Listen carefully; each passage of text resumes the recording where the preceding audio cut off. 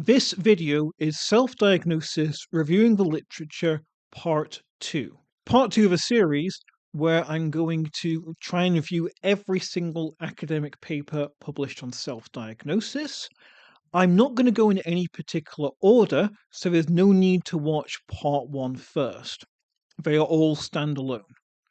I will, however, have a bibliography of papers on self-diagnosis on my website, and this bibliography will contain links to each particular video. So if you want to get a general overview of what's happening, just look at the bibliography. The first paper is Self-Diagnosis of Mental Disorders, Qualitative Study of Attitudes on Reddit. It's by Rosie Underwood and Lucy Foulkes, published in 2024 in Qualitative Health Research. It basically aims to establish what the general public think of self-diagnosis through studying Reddit posts. The paper starts by outlining various debates for and against self-diagnosis, noting that there is limited empirical evidence about public attitudes towards self-diagnosis. We don't have reliable data about what most people think about self-diagnosis, but this could be useful. Quote, attitudes of the general public towards self-diagnosis could offer vital insight into why people self-diagnose with mental disorders, how others respond to them when they do, and what the costs and benefits could be. End quote. So by establishing what people think about self-diagnosis, we can better understand the phenomena of self-diagnosis. The study focuses on three questions. Quote, 1. What are the perceived benefits and harm of self-diagnosing of a mental disorder? 2. In what way might people have different attitudes towards self-diagnosis in adolescents compared to adults? 3. What factors are believed to contribute to someone self-diagnosing of a mental disorder? End quote. The study looked at 3 specific threads on Reddit and also did a general search on Reddit. It only covers posts between July 2022 and June 2023, and it looked at the first 100 comments in the thread. This eventually led to 87 threads with 1,195 comments from 813 users. The study did not explicitly include or exclude self-diagnosed people, so it mainly consisted of people who had not self-diagnosed, but it would have included some people who had self-diagnosed. The authors excluded neurodiversity conditions, explicitly mentioning ADHD, autism, and Tourette's. It was only covering mental health disorders. I could not see an explicit definition of what this consists of, but I think it's intended to cover stuff like depression, anxiety, and disassociation. The authors converted all of their data into 5 different themes, and they described what they found in relation to each theme. I'm going to go over each theme in turn. The first theme was, quote, there is a tension over who is the expert in diagnosis, end quote. There were 2 main narratives here. Firstly, and the most common view, quote, people view clinicians as the experts in diagnosis, and therefore any attempt to self-diagnose was seen as inevitably inaccurate, end quote. So only professionals were seen as being the experts, while self-diagnosed individuals were seen as being inaccurate. Only diagnoses made by professionals should be accepted. The authors found people suggesting that it's acceptable to tentatively think you might have a diagnosis, and the paper mentions people thinking self-diagnosis should be taken as self-speculation and self-suspecting, so it's kind of okay to do, providing you don't put much weight upon it, providing you're clear that you only suspect the diagnosis as being present. The second and less common view is that people who self-diagnose actually do have enough knowledge to make the self-diagnosis. One idea is that when you actually get an official diagnosis, what's happening is a psychiatrist is asking you questions which you then have to answer, so you're drawing upon your own lived experiences. So in a sense, you may as well just draw upon your own experiences and cut out the psychiatrist. There's also a strong notion that self-diagnosis is better than official diagnosis because self-diagnosing individuals, quote, considered themselves to be experts of their own experience and believe that they, and only they, have the insight required to make the most accurate diagnosis, end quote. People who self-diagnose are the experts because they are the ones with the experience, so as long as you look at different diagnoses, you are in a best position to work out which ones you meet. The second theme is, quote, self-diagnosis is a route to self-understanding in an inaccessible system, end quote. People emphasized that there are long waiting lists and in some locations significant financial costs to getting an official diagnosis. So the only way to get a diagnosis anytime soon, or even at all in some cases, is to self-diagnose. This is considered understandable by some people, although an emphasis was still placed upon trying to get an official diagnosis. The third theme is, quote, teenagers on social media are the problem, end quote. So far as I can tell, stuff falling under this heading is not entirely about teenagers, but it mainly is. So some people who are doing this are not teenagers, but most are believed to be. Quote, two types of inappropriate self-diagnosis were discussed. Those who mistake low-level distress as disorder and those who intentionally deceive others by pretending to have a disorder. End quote. The first type relates to people who are considered to have temporary, relatively mild mental distress who mistake this for a mental disorder. This was explicitly associated with emotional fluctuations during puberty. Various aspects associated with being a teenager are taken to mean that teenagers are not good at self-diagnosing. Also, teenagers making mistakes was associated with unreliable information on social media. This understanding of self-diagnosis did elicit some sympathy, whereby it is understandable that teenagers would be doing this, but that does not make it more accurate. Another way to understand teenagers self-diagnosing are people who claim they have a diagnosis even though they actually know they don't. They are faking their self-diagnosis because it's enjoyable to get attention, gain social status, and form an identity. Some people believe that, quote, mental disorders are attractive and socially desirable to some young people, end quote. It was especially associated with online communities, and it was claimed that there is effectively an arms race as to present yourself as more severe than anyone else. There was very little sympathy for people who were taken as doing this. The fourth theme is, quote, self-diagnosis can become self-fulfilling, unquote. Basically, by thinking of yourself as having a problem which actually you do not have, this can change your thoughts and emotions, and this can make you distressed or start exhibiting various symptoms. It can impact self-esteem or even cause disassociation, and this can happen very quickly in a manner that is difficult to control. The paper actually quotes someone who claimed to be an adolescent who, quote, described their experience of pretending to have dissociative identity disorder and outlines how the behavior changes that followed this had a wide-ranging negative impact on their mental health, education, and social life. End quote. This is a very interesting piece of empirical evidence. If we think about the debate about self-diagnosis in general, moving away from this paper for a moment, there are many claims that some people who self-diagnose are faking it.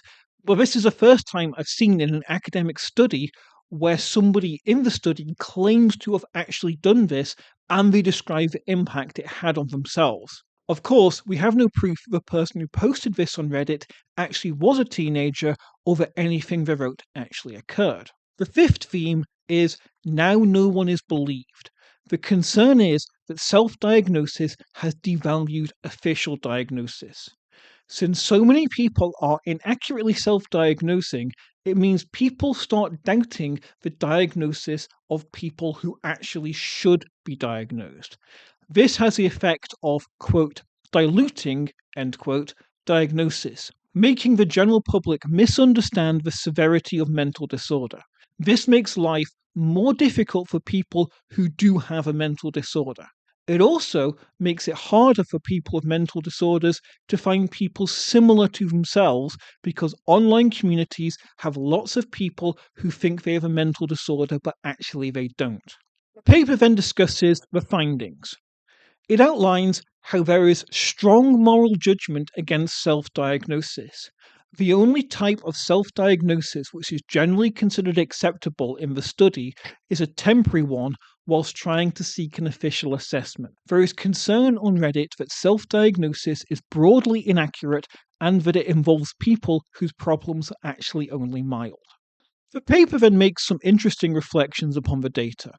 It outlines a contrast between those who think that official diagnosis is much more reliable and those who think official diagnosis is similar to self diagnosis because both involve an individual drawing upon self reported symptoms.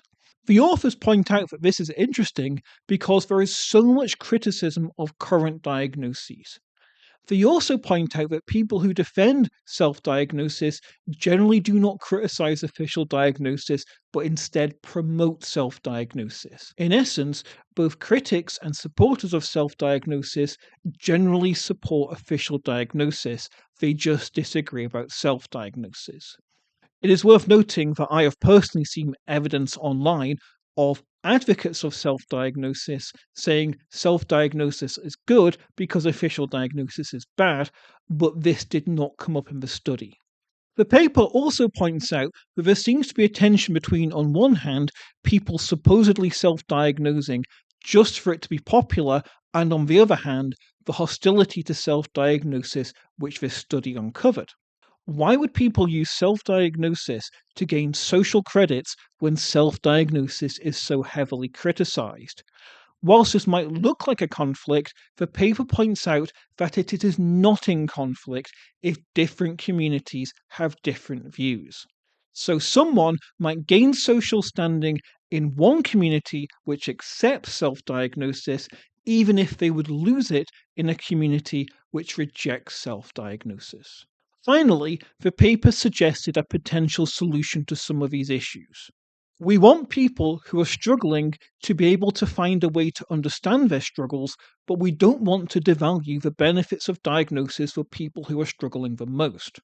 To solve this issue, the paper suggests that some people might start understanding their struggles within non diagnostic terms, such as Stoicism and existentialism. This might help them self understand without then devaluing other people's diagnoses. What strands does the paper have? Firstly, it produces lots of interesting data. It found very hostile attitudes to self diagnosis on Reddit. My main social media experience of people expressing views on self diagnosis has been on Twitter/X, and as far as I can tell, most views expressed are largely pro self diagnosis. So it was interesting to see a different website held quite different views to at least what I found on Twitter/X. Obviously, what I'm seeing might not be representative of the general audience on Twitter/X. It was especially interesting that someone actually said that they had pretended to have a diagnosis and also that this then caused them various harms through the self diagnosis changing their perceptions of themselves. This is the first time I have seen this claimed in an empirical paper, although we don't actually have proof that the person making these Reddit posts was a reliable source. I also liked how it pointed out that there are non diagnostic approaches to understanding mental distress. I have spent many years defending psychiatric diagnoses from their critics, but I also think there's many useful alternatives to diagnoses. Whether those alternatives would be better or not in the case of self diagnosis, not going to comment on that, but it's nice that this paper at least says, well, hey, there's alternatives out there. Maybe we should consider them. Things I found problematic. In honesty, there's not much I found problematic. I think it's a good paper if we consider what it's trying to do. The aim was to outline what people on Reddit thought. The aim of the paper was not to try and establish if those opinions were right. So I'm not going to criticize the paper for reporting what some people will consider to be pretty controversial views. One potential issue is that it only looks at what it calls mental disorders, so explicitly does not cover autism and ADHD, which are among the more common self diagnoses. That limits the scope of its conclusions, but at the same time, this is potentially also a strength because we might find different results if the same study was done in relation to those diagnoses. Another issue is that it would have been nice to see the percentage of people expressing any particular view, so we know roughly how common it is. But I understand it would have been difficult to translate Reddit posts into some specific categories for statistical analysis, so I can understand why this was missing. Overall, I think it's a good paper, given what it's trying to do. The next paper I'm looking at is TikTok inspired self diagnosis and its implication for educational psychological practice. It is by Alma Foster and Natasha Ellis, and it was published in 2024 in Educational Psychology and Practice. The paper aims to establish why people self diagnose after using TikTok, and the authors say they're not aiming to establish whether such diagnoses are accurate.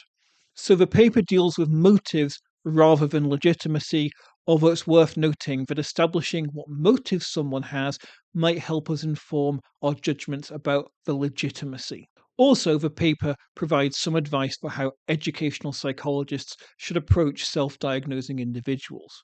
I should say immediately that I have never used TikTok before, so my descriptions of TikTok are coming from this paper rather than personal experience. The paper describes how TikTok uses different algorithms to most social media apps. Rather than prioritizing popular content, TikTok shows content based upon what the user has been doing, such as what they have been watching and if they commented upon it. New videos are then presented to the user on a For You page. People then typically engage with the content which TikTok suggests, which means they are then showing further interest in that sort of content, so the algorithm further pushes that type of content, quickly creating a cycle of focusing ever more on a particular type of content. The authors suggest that lots of information about mental health on TikTok is unreliable, giving multiple references to support this. This potentially then leads to an echo chamber of misinformation. The more videos that people watch with misinformation in them, the more TikTok is likely to suggest videos with similar or related misinformation. The authors mention existing research upon why people self diagnose, mentioning various other papers which have some pretty negative views about self diagnosis, such as people aiming to appear more interesting online. This paper then develops its own account of why people, especially adolescents, self diagnose based upon employing TikTok. They start by outlining neuroscientific evidence that suggests adolescents are predisposed to be especially interested in and sensitive about how others view them. They also draw upon psychological and sociological evidence to suggest that adolescents are developing a sense of identity and partly rely upon others, such as feedback on social media, to develop a sense of personal identity. Additionally, people can join a wider online community of neurodiversity which provides, quote, a sense of belonging and forms part of their identity, end quote. And such people potentially risk losing access to that neurodiversity community if an official diagnostician does not grant them the diagnosis they desire, so they self diagnose instead. The authors outline what's called optimal distinctiveness theory, whereby people simultaneously want to present themselves as unique individuals and want inclusion from others, leading to a conflict between trying to be different and trying to fit in. The authors suggest that self diagnosis is a way of nicely resolving this conflict, whereby the self diagnosis makes people very different from the majority, but also supplies a specific community which they can become members of. What the authors of the paper are doing here is basically saying, we have evidence of doing all these things in relation to identity and community in other areas, so potentially it might also be true in relation to self diagnosis. The authors then mention other motives for self diagnosis, mentioning financial costs, long waiting lists, misdiagnosis relating to gender and ethnic status, and mistrust of medical professionals. They outline how self diagnosis can improve self understanding and self esteem, though they also mention literature which suggests it could actually negatively impact these. The authors also have some interesting content on how parents and carers might encourage self diagnosis.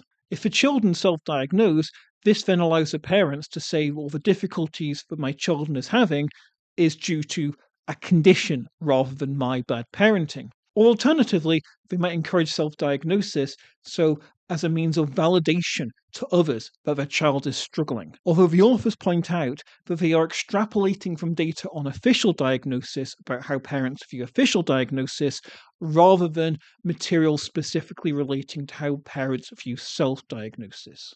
They then outline the implications of their arguments for educational psychologists. They mention that most of the literature on self diagnosis is pretty negative, but the authors point out that actually people who self diagnose are heterogeneous.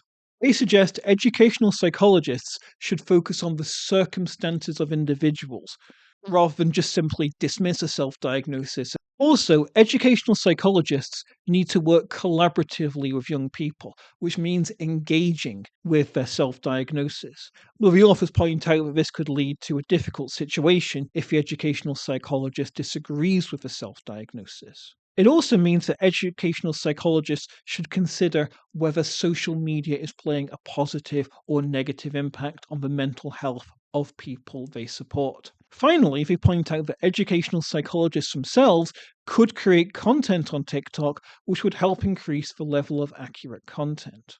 What did I like about this paper? What do I think its strengths were? I think the paper did a great job of introducing various theories from psychology and sociology which might be useful for understanding self diagnosis. They outline these theories in a concise and accessible manner and then suggest that this provides a potential explanation of why some people self diagnose.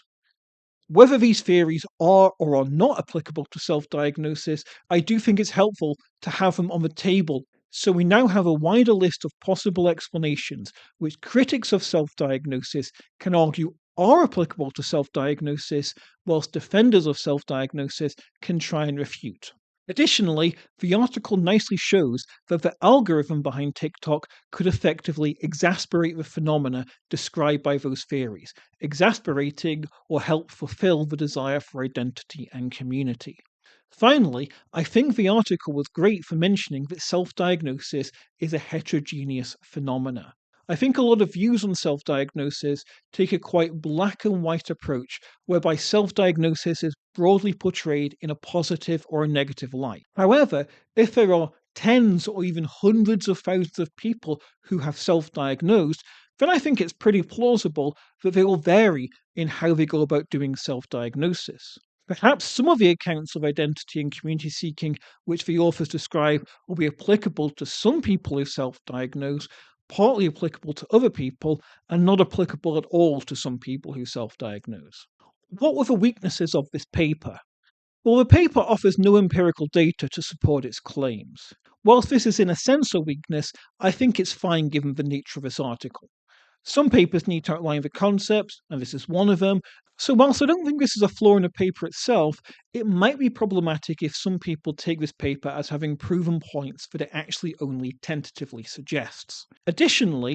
To see many of the the- Additionally, to see many of the theories which the authors outline as being applicable to adolescents, then perhaps we need an image of adolescents as heavily engaged in identity building and community seeking, but doing so in a way that does not actually track reality very well.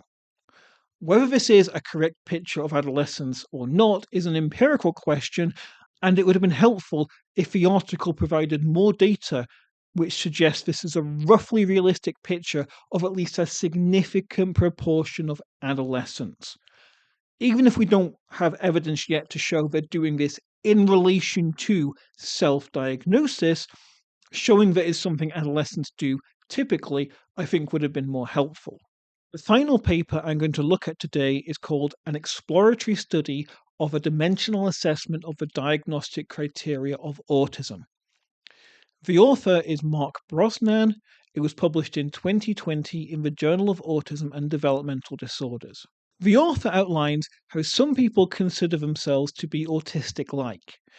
These are people who do not have an official diagnosis but believe themselves to have traits associated with the official diagnosis of autism. The author mentions how we can understand autism as being categorical, whereby you meet the diagnostic criteria or you do not, or we can understand it as being dimensional, whereby it comes in degrees. The author suggests both of these can coexist, and that this aim of their paper is to develop a dimensional measure of the diagnostic criteria. That being, we can build a measure which detects the degree to which people meet the diagnostic criteria. The author outlines how there are existing ways to measure autism dimensionally, but these do not fully correlate with the diagnostic criteria. All of this is relevant for self diagnosis because the paper will compare the degree to which self diagnosed people exhibit traits of autism compared to diagnosed autistic people and non autistic people. Participants were put into an autism diagnosed group, an autism undiagnosed group, and a no autism group. The autism diagnosed group was based upon a diagnosis from a professional. The autism undiagnosed group was based upon a self diagnosis or an informal diagnosis from a colleague or friend. Those in the non autism group had neither of those situations. Participants were taken from two different online courses. The first was about alcohol use in autistic people. There were 616 participants, 424 had a diagnosis of autism, 128 were autism undiagnosed, and 63 were in the no autism group. The second course was a course about autism. There were 460 participants, 60 were diagnosed as autistic, 82 were autism undiagnosed, and 362 were in the no autism group. So there were two quite different groups, one of which was primarily diagnosed officially, and the other one was primarily not autism, and both groups had autism undiagnosed individuals, i.e., self diagnosed. During these courses, people were asked two questions. There is a social question, quote, how often do you have difficulties with social communication and social interaction with other people? For example, difficulties with back and forth social conversation or making normal eye contact or making friends, unquote. And there is a repetitive and restricted behavior question, quote, how often do you have difficulties with restricted and repetitive patterns of behavior, activities, or interest? For example, difficulties with repetitive movements or insisting on sameness, routines, or fixated or intense interests, or very high or very low sensitivity to the environment, such as light, sound, or texture, end quote. People scored themselves from 0 to 4 on both of these, with 0 being almost never in everyday life and 4 being almost always in everyday life. That then produced a combined score between 0 and 8. The general result was that people in the autism group scored highest, then came people in the autism undiagnosed group, then came the non autism group. The autism undiagnosed group were closer to the autism diagnosed group than they were to the non autism group. For example, 4.6% of people in the autism group scored 8 out of 8, i.e., they scored 4 on both questions, whereas 10.1% of autism undiagnosed scored 8, and only 0.8 in the no autism group scored 8.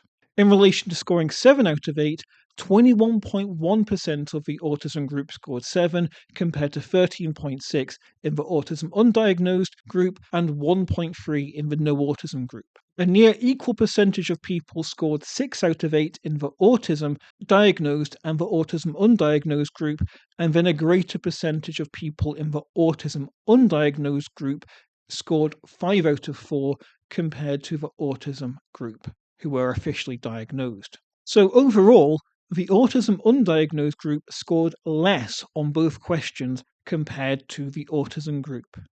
The results on the social question were sufficiently close that they were not statistically significant, whereas results on the repetitive and restricted behaviors were sufficiently different to be statistically significant.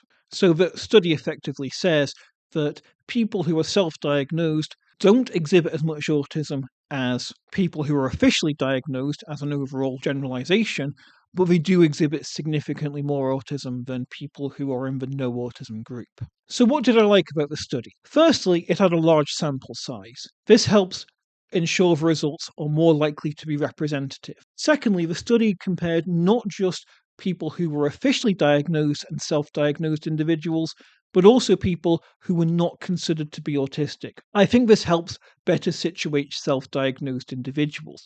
Yes, self diagnosed individuals exhibited less autistic traits than officially diagnosed people, but they also exhibited significantly more traits than people who were not considered to be autistic.